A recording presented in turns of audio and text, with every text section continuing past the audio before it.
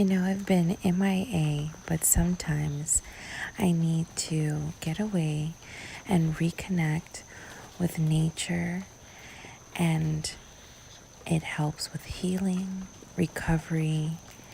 It's just where I feel it's my sanctuary. So here I am taking a nature walk at Wakaiva Springs, which is a natural springs in Florida. And it was such a beautiful day.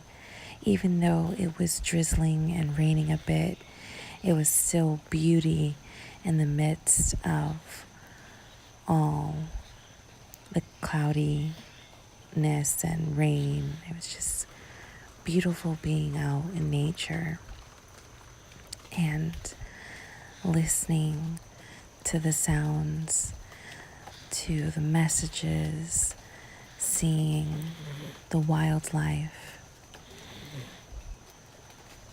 It's definitely a time for me to recharge my energy, because in life it can get so busy and you don't notice that you're running on low.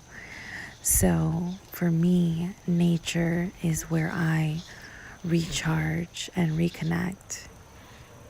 I encourage my Magick Lotus tribe, take time for yourself and reconnect with nature.